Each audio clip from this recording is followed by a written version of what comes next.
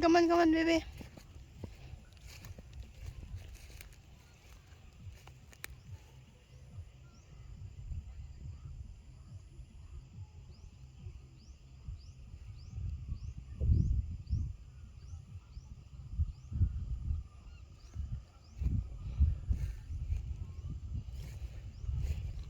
Punta ako sa kabila.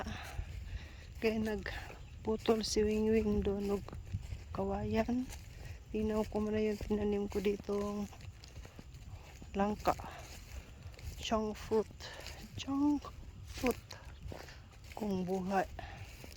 Yun doon. Yan yung kabayo ko, lalayo. Yung mga mango ko. Yan, mango. Yan. Yung manok ko.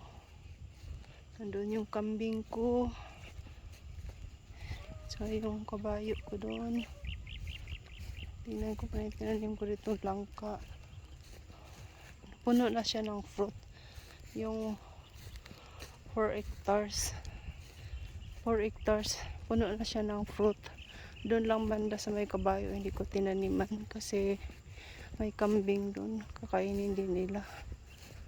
Yan. Langka buhi. Mamatay yung iba. Ayan. Okay. Buhay lahat. Praise the Lord.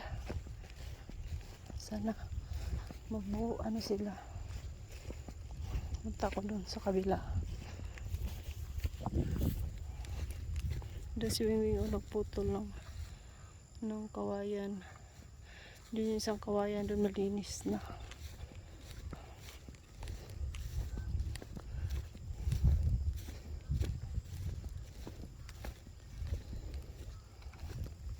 Ayan. Buhay na yung yung mga tanim ko, guys. Thank you, Lord. Yan na. Malinis na yung area. Super linis. Laki na paghihirap namin dito.